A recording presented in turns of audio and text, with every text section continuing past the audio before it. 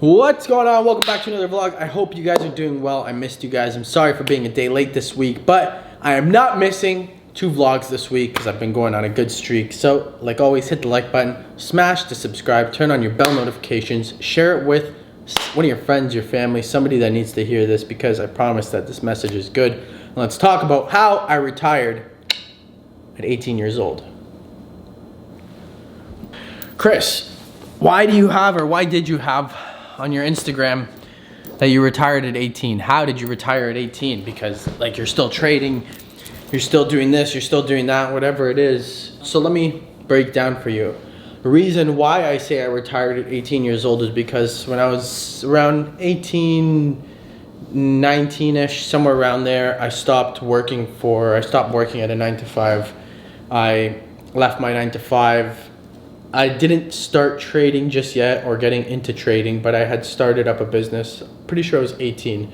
I started detailing on my own, vinyl wrapping cars whenever I could, cleaning cars, just doing anything that I could in regards to cars, polishing wheels, just everything in that realm of the automotive industry, and just trying to hustle and start up my own thing, which obviously I didn't stick with it and it wasn't what made me happy, but it served its purpose at the time, and it gave me a sense of freedom and a taste of what you can do if you work hard enough, you find something that you love doing. I loved cars at the time. I still do love cars. I couldn't be bothered to clean cars or vinyl wrap cars or do anything like that again.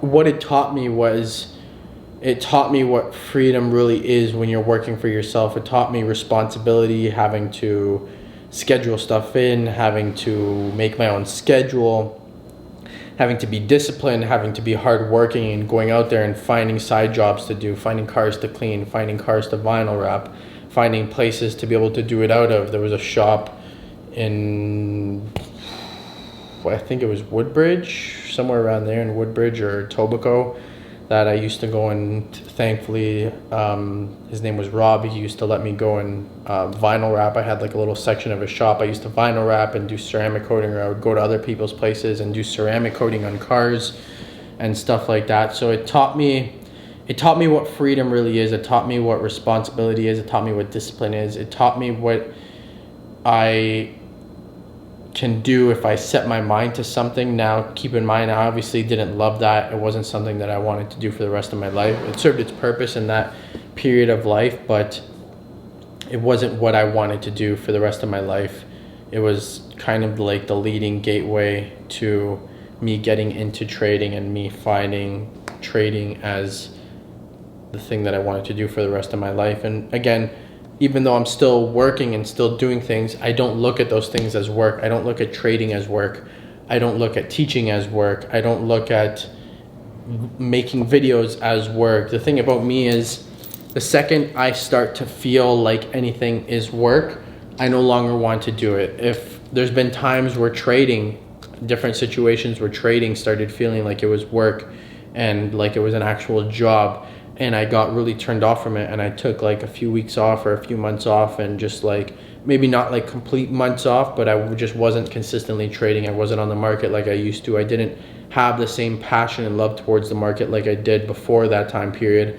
And there was obviously things that caused that to happen, but I didn't have the same love and feeling towards it because trading had started feeling like it was work. There was points in time where teaching started feeling like it was work, and like anytime I start feeling like I'm working, or just any time that something actually starts feeling like work and it's no longer fun, I don't really enjoy it. I feel like it takes away the freedom and the joy for me and the sense of like accomplishment. It becomes more of like a task as opposed to something that I'm doing because I enjoy doing it. With that being said, it doesn't mean that I sit around and I do nothing all day, because to be honest with you, from the second that I get out of bed to the second that I get back into bed at night, I sleep for like 3.5 to 5.5 hours max on the high side, and I am busy throughout the whole day. I am constantly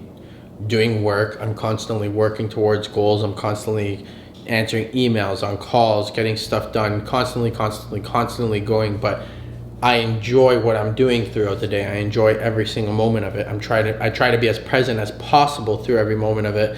And by doing that, it doesn't feel like work when I'm making these videos and editing these videos. It's not like oh shit, I have to go record something. Oh shit, I have to go edit this now, and then I have to sit and wait to upload it, or blah blah blah. No, I enjoy throughout the day. Like if I'm doing something and an idea pops into my head that I can use as content, then I'll put a note in my phone. I'll make the video name as the title, so that way it reminds me if I see it in my notes, and then I'll write a message underneath to try to just put down some inspiration and some content as to what I can come and talk to you guys about. That's what I did with this vlog. That's what I've done for most likely every single vlog that I've ever done. At some point in time, I made a note about it, and I went back and then turned that into content. I reviewed the note and said, okay, how can I bring this to fruition and share this idea and share this thought and this message that I want to get out to you guys, share it in the best way possible, in the most understandable and relatable way possible. And that's just how I do it. But it never feels like work when I'm doing anything. When I can sit in front of the charts for 10 hours, and I have the same love now for trading as I did when I first started. The last few months, I've just fallen in love with trading again.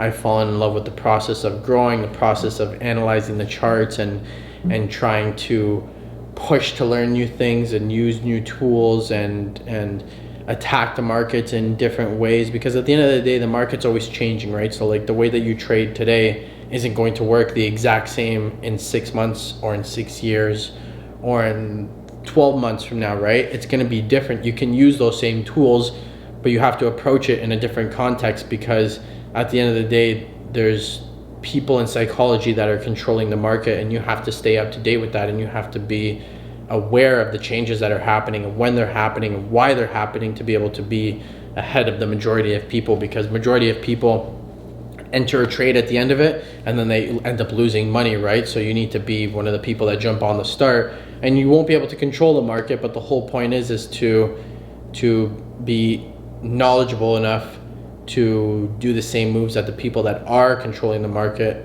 you do the same moves as them, so that way you're just piggybacking off of them moving the market and manipulating it in whatever way they do, right? So I love what I do. I love trading. I love teaching. I love making these videos. I love YouTube so much. It's so amazing just seeing the content and the feedback, or the comments and the feedback and the love that you guys share. And don't get me wrong, there's haters on there, but I don't entertain them. I did one day because I was really bored, as you guys saw in my Instagram story probably, but I ended up deleting those comments and blocking those people from the channel. YouTube has made it very easy to filter out negative and stupidity. It's literally just one button and it's gone. That's it. I think I've talked about it in previous vlogs, but I love what I do. I love making these videos. I can't wait for these videos to be able to reach millions of people and hundreds of millions of people, and have for this channel to have billions of views like the top YouTube channels do, because I know that we'll grow this channel and this family to that eventually. But in the process of that, I love making these videos for you guys. I love trading. I don't ever want to feel like this is work, because the second it starts feeling like it's work, you'll notice, because I'll probably just stop making content. And I think it did kind of at the start when I didn't really know what I was doing. I was very inconsistent with vlogs, not really like inspired to make them. I wasn't inspired to make content. I wasn't inspired to I was also a little bit discouraged as well, because I was new to the whole content creation on YouTube. So I had kind of overwhelmed myself at once by getting a new camera, by getting a drone, by getting a gimbal, I literally bought all the tools, because I wanted to have all the tools to be able to bring you guys the best content as possible. But I think that I got very discouraged at the start, and it kind of felt more like work, because now I had bought all these things that I felt like if I didn't use, it was going to be a waste of money and time being the time that I spent to make that money, and money being the result from that time, right? So it was just, I got very disappointed, very discouraged, and I was just turned off from content creation for a while, which is why it took so long for me to, I've had this channel since 2016 or 2017, and it's taken so long to come to you guys I think it was 2017 when I was staying down in Florida for, I think I was down there for like 6 or 8 weeks or something with an ex-girlfriend. We had packed up my car and driven down there, but it felt like work. I wasn't inspired to make content. Trading, there's been times again where it felt like work and I had to stop. I stopped. I took a break from trading. I was maybe trading like once every 2 weeks or once every 3 weeks, because at the end of the day, like, I still had bills to pay. I still had stuff that I had to take care of, right? But I was just doing what I had to get shit done, and not doing it because I love it. Like, for me, trading, when I got into it, for majority of my trading career, and now again for the last few months, trading has just been like, it's kind of like playing like Call of Duty, or playing a racing simulator, or playing like Grand Theft Auto, or just playing like anything. Like, it's just like you keep on pushing. You try, oh, like you failed that mission, okay, go back and like try it again, and like this time you know what you did wrong, so you go and like try to do it better, right? Like, you're always pushing to better yourself, always pushing to the next level. With working out too, I just like, I was super unmotivated at times, and I just felt like it was work, and like it was like I wasn't doing it because I wanted to, or because it was fun and relaxing for me. I was just like, oh, like I have to go work out today, let me go and do it. And I would just like show up to the gym, do it half-assed, just so in my head I could say that I did it, right? So I didn't actually retire at 18 years old.